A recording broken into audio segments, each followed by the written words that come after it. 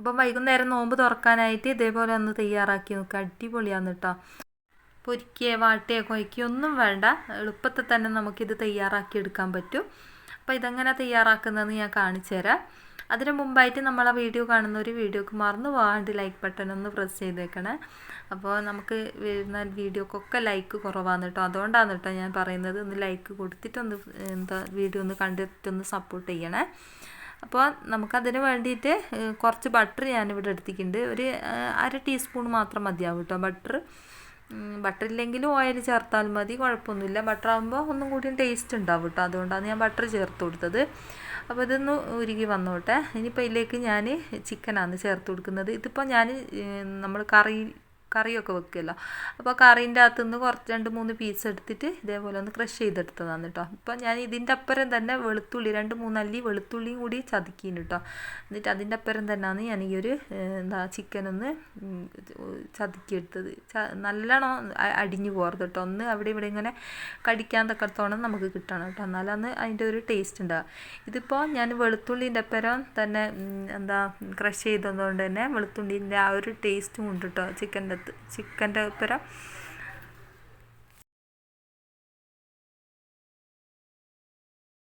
അപ്പോൾ ഈ ഒരു ചിക്കൻ ഇനിയിപ്പോൾ ഇങ്ങനെ ബട്ടറിൻ്റെ അകത്ത് ഇതേപോലെ ഒന്ന് ഇളക്കി കൊടുത്താൽ മതി കേട്ടോ. അപ്പോൾ ഈ ഒരു വെളുത്തുള്ളിൻ്റെ ആ ഒരു ടേസ്റ്റ് ഇല്ല, അതൊന്ന് മാറി വരണം കേട്ടോ. ഒരു പച്ച ചൊയയില്ലേ, അതൊന്ന് മാറി വന്നോട്ടെ.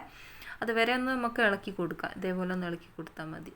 നല്ല ടേസ്റ്റാണ് കേട്ടോ ഇതേപോലെ കഴിക്കാനും. ഈ ഒരു ചിക്കന് നമ്മൾ ഇതേപോലെ കറിൻ്റെ അകത്തുനിന്നല്ലെങ്കിൽ കറിയിൽ ഇട്ടിട്ട് വേവിച്ചില്ലെങ്കിൽ കുറച്ച് മഞ്ഞൾപ്പൊടിയോ അതുപോലെ തന്നെ ഉപ്പും കൂടി ഇട്ടിട്ട് വേവിച്ചിട്ട് ഇതേപോലെ ആക്കിയെടുത്താൽ മതി കേട്ടോ. ഇതിപ്പം കറിയിലേത് ആയതുകൊണ്ട് തന്നെ നല്ല ടേസ്റ്റ് ആയിരിക്കും. അപ്പം കാരണം മസാലപ്പൊടികളൊക്കെ അതിലേക്ക് പിടിച്ച് വരികയല്ലോ. ഇപ്പോൾ അതാ ഇതേപോലെ ഒന്ന് നമ്മൾ ഇളക്കി കൊടുത്തിട്ടുണ്ട്. ഞാൻ ചെറിയ സ്പൂണാണ് ഇട്ടെടുത്തത്. അതിപ്പം വലിയ സ്പൂണ് എടുത്തിട്ട് ഇതേപോലെ ഒന്ന് ഇളക്കി കൊടുത്തിട്ടുണ്ട്. കൈ കൊള്ളുന്നു കേട്ടോ. അപ്പോൾ അതിൻ്റെ ഇടയിൽ കൂടി എന്നോടൊരു കാര്യം എടുക്കാൻ വിട്ടുപോയി. ഞാൻ ഈ ഒരു ഗ്ലാസ്സിൽ 1 ടീസ്പൂൺ മൈദ ചേർത്ത് കൊടുത്തിട്ട് ഈ ഒരു ഗ്ലാസ്സിൽ വെള്ളത്തിൽ കലക്കിയിട്ടെടുത്തിനു കേട്ടോ. എന്നിട്ട് ഈ ഒരു ചിക്കൻ്റെ അകത്തേക്ക് ഒഴിച്ചു കൊടുത്തിനു. അത് കാണിക്കാൻ വിട്ടുപോയി. ഞാൻ വിചാരിച്ച ക്യാമറ ഓണായി കിടക്കാൻ നിന്ന് കേട്ടോ, പക്ഷേ ക്യാമറ ഓണല്ലായിരുന്നു. അതുകൊണ്ടാണ് കാണാണ്ടായിപ്പോയത്. ഞാൻ ഈ ഒരു ചിക്കൻ്റെ അടുത്തേക്ക് ഒഴിച്ചു കൊടുത്തിട്ട് ഇതേപോലെ ഒന്ന് ഇളക്കി കൊടുത്തതാണ് കേട്ടോ. അതങ്ങനെ വറ്റി വന്നോളൂ, എന്നിട്ടൊന്ന് വെന്ത് വരും കേട്ടോ. അപ്പോൾ അത് കറക്റ്റ് പാകമായിട്ട് വന്നിട്ടുണ്ട്. ഇപ്പോൾ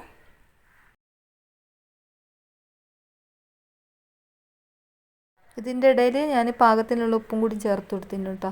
ഇനിയിപ്പോൾ ഇത് ഞാൻ അരമുറി വലിയുള്ളിയിലേക്ക് ചേർത്ത് കൊടുക്കുന്നുണ്ട്. അരമുറി വലിയ ഉള്ളിയോ അതുപോലെ തന്നെ 2-3 പച്ചമുളകും ചേർത്ത് കൊടുക്കുന്നുണ്ട് കേട്ടോ. പച്ചമുളക് നിങ്ങൾക്ക് ഇഷ്ടമുണ്ടെങ്കിൽ ചേർത്ത് കൊടുത്താൽ മതി. ഞാനിപ്പോൾ ചെറിയൊരു എരിവ് നിന്നോട്ടെ എന്ന് വിചാരിച്ചിട്ട് ചേർത്ത് കൊടുക്കാന്നേ. അപ്പോൾ വലിയ ഉള്ളി കൂടുതലൊന്നും വേണ്ട കേട്ടോ, ഒരു അരമുറി മാത്രം മതി. ഇതേപോലെ ചെറിയ പീസാക്കിയിട്ട് ഇട്ട് കൊടുക്കുക. പിന്നെ പച്ചമുളക് നിങ്ങൾക്ക് കുരുമുളക് ഇടേണ്ടതെന്ന് വെച്ചാൽ അങ്ങനെ മതിയാവും കേട്ടോ. ഞാനിപ്പോൾ ഇഷ്ടമാണ്, എരിവ് ഇഷ്ടമാണ്, അതുകൊണ്ടാണ് പച്ചമുളക് ചേർത്ത് കൊടുത്തത്. ഇനിയിപ്പോൾ അത് പാകത്തിന് ഉപ്പൊക്കെ ഉണ്ടോ എന്നൊക്കെ നോക്കുക കേട്ടോ. ഇനിയിപ്പോൾ ഇതിലേക്ക് ചേർത്ത് കൊടുക്കേണ്ടത് എന്താണെന്ന് വെച്ചാൽ ഒരു അരമുറി ക്യാരറ്റും അതുപോലെ തന്നെ ക്യാപ്സിക്കും കൂടി ചേർത്ത് കൊടുത്തിട്ടുണ്ട് കേട്ടോ. ക്യാപ്സിക്കം ഏത് കളറായാലും കുഴപ്പമില്ല, നല്ല ടേസ്റ്റ് ആയിരിക്കും. ഇപ്പം നിങ്ങളെ കയ്യിൽ ക്യാബേജ് ഉണ്ട്, അതും കൂടി ചേർത്ത് കൊടുക്കട്ടോ. ഞാൻ ഇത്രയും പച്ചക്കറികളാണ് ഇതിൽ ചേർത്ത് കൊടുക്കുന്നത്. പിന്നെ നമ്മൾ നോമ്പ് നോക്കുന്ന സമയത്ത് പച്ചക്കറിയൊക്കെ കുട്ടികളെ വയറ്റിലേക്ക് എത്തുന്നത് നല്ലതാണല്ലോ. അപ്പോൾ ഇതേപോലത്തെ റെസിപ്പി ഉണ്ടാക്കുകയെന്ന് വെച്ചാൽ നല്ലതായിരിക്കും കേട്ടോ. ഇപ്പോൾ ഞാൻ ഇതിലേക്ക് കുറച്ചൊരു നുള്ളി കസൂരി മേത്തി ഇട്ട് കൊടുത്തിട്ടുണ്ട്. നിങ്ങളെ കയ്യിലുണ്ടെങ്കിൽ ഇട്ട് കൊടുത്താൽ മതി കേട്ടോ. അതിപ്പോൾ എൻ്റെ കയ്യിലുണ്ട്, അതുകൊണ്ടാണ് ഞാൻ അത് ചേർത്ത് കൊടുക്കുന്നത്. ഞാൻ അധികം റെസിപ്പിക്ക് അത് ചേർത്ത് കൊടുക്കലുണ്ട് കേട്ടോ, കാരണം നല്ല ടേസ്റ്റ് ആയിരിക്കും അത് ചേർത്ത് കൊടുക്കുന്ന സമയത്ത്. ഇനിയിപ്പോൾ നമുക്ക് ഇതിലേക്ക് ചേർത്ത് കൊടുക്കേണ്ടതെന്ന് വെച്ചാൽ എന്തെന്നാന്ന് വെച്ചാൽ നല്ല ജീരകമാണ്. ഒരു 1/4 ടീസ്പൂണ് നല്ല ജീരകം ഇതിലേക്ക് ചേർത്ത് കൊടുത്തിട്ടുണ്ട്.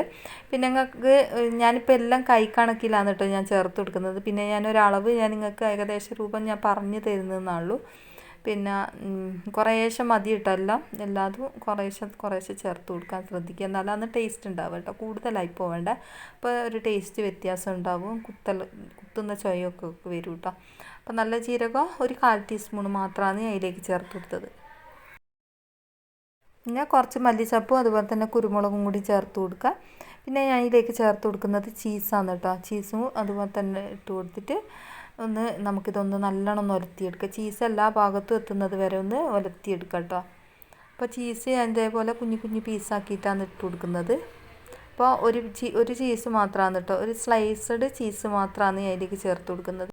എന്നിട്ട് ഇതേപോലെ ഒന്ന് ഇളക്കി കൊടുക്കട്ടോ. ചീസൊന്ന് മെൽട്ടായിട്ട് എല്ലാ ഭാഗത്തും എത്തുന്നത് വരെ ഒന്ന് നമുക്കിതൊന്ന് ഇളക്കി കൊടുക്കാം. ഈ ഒരു സമയം കൊണ്ട് തന്നെ നമ്മളെ ക്യാരറ്റും അതുപോലെ തന്നെ ക്യാപ്സിക്കൊക്കെ അത്യാവശ്യം വെന്ത് കിട്ടിയിട്ടുണ്ടാവും കേട്ടോ. നല്ലോണം വേവേണ്ട ആവശ്യമൊന്നുമില്ല, എന്നാലും ഒന്ന് ചെറുങ്ങനെ ഒന്ന് കുക്കായിട്ട് വന്നോട്ടെ. അപ്പോൾ ഇത് ഒന്ന് റെഡി ആയിട്ടുണ്ട് കേട്ടോ. ഇനിയിപ്പോൾ ഇത് നമുക്ക് ഫ്ലെയിം ഓഫാക്കി വെക്കാം.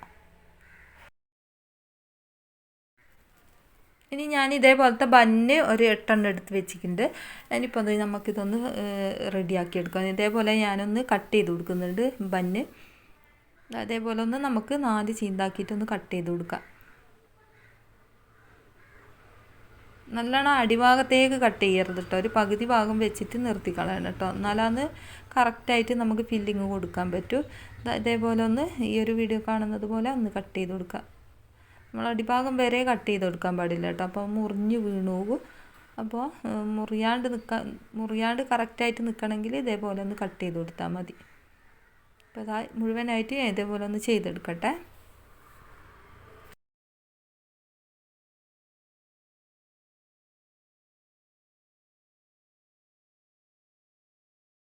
ഇനി ഞാൻ ഈ ഒരു മസാല ഇതിൻ്റെ നടുവിലായിട്ട് വെച്ച് കൊടുക്കുന്നുണ്ട്.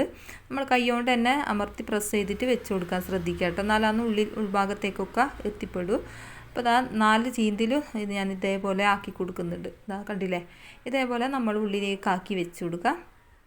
അപ്പോൾ കറക്റ്റായിട്ട് തന്നെ കിട്ടിക്കോളൂ കേട്ടോ. ഇതേപോലെ വെക്കുകയെന്ന് വെച്ചാൽ കണ്ടില്ലേ, ഇതേപോലെയാണ് നമ്മൾ ആക്കിയെടുക്കുന്നത്. ഓരോന്നും ഇതേപോലെ ഞാൻ ചെയ്തെടുക്കുന്നുണ്ട്. അപ്പോൾ നമ്മളിത് വെക്കുന്ന സമയത്ത് മുറിഞ്ഞു പോകാണ്ട് ശ്രദ്ധിക്കുക കേട്ടോ. ഉള്ളിലേക്ക് അമർത്തി വെച്ച് കൊടുക്കുന്ന സമയത്ത് ഇത് മുറിഞ്ഞു പോകും കേട്ടോ. 2 പീസായി കഴിഞ്ഞാൽ പിന്നെ അത് നമുക്ക് കറക്റ്റായിട്ട് ഇങ്ങനെ വെച്ച് കൊടുക്കാൻ പറ്റിയതാണ്.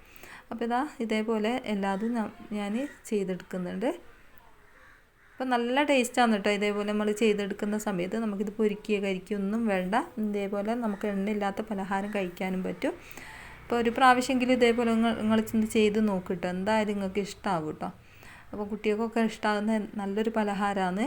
അപ്പോൾ എന്തായാലും ഇതുപോലെ ഒന്ന് കുട്ടികൾക്ക് ചെയ്ത് കൊടുക്കുക കേട്ടോ. അപ്പോൾ പച്ചക്കറിയൊക്കെ കഴിക്കാത്ത കുട്ടികളുണ്ടാവുമല്ലോ, അപ്പോൾ നോമ്പിനൊക്കെ ഇതേപോലെ ചെയ്ത് കൊടുക്കുകയെന്ന് വെച്ചാൽ നല്ലതായിരിക്കും.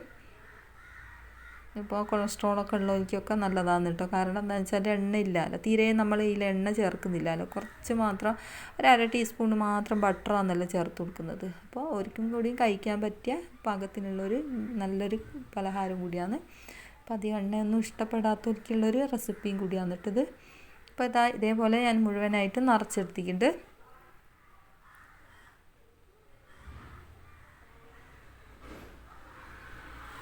അപ്പോൾ മുഴുവനായിട്ട് ഞാൻ ഇതേപോലെ ആക്കിയെടുത്തിട്ട് കാണിച്ചു തരാം.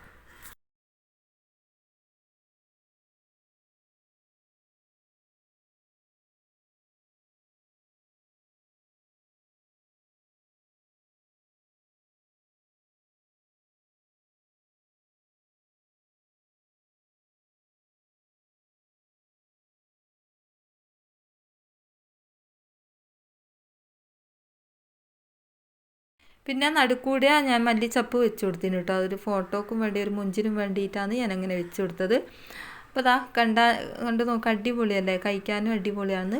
അപ്പോൾ ഇതേപോലെ ഒരു പ്രാവശ്യമെങ്കിലും നിങ്ങൾ ചെയ്ത് നോക്കിയിട്ട് നിങ്ങളെ അഭിപ്രായങ്ങളൊന്ന് എഴുതി അറിയിക്കും കേട്ടോ. ഇനിയും ഇതേപോലത്തെ വെറൈറ്റി വീഡിയോസായിട്ട് കാണാം കേട്ടോ. അസ്സലാമു അലൈക്കും. അപ്പോൾ നിങ്ങളെ കയ്യിൽ ചീസ് ചേർത്ത് കൊടുക്കണമെന്നില്ല കേട്ടോ, വെറും മസാല കൊണ്ട് തന്നെ ഇങ്ങനെ ചെയ്തെടുക്കാം.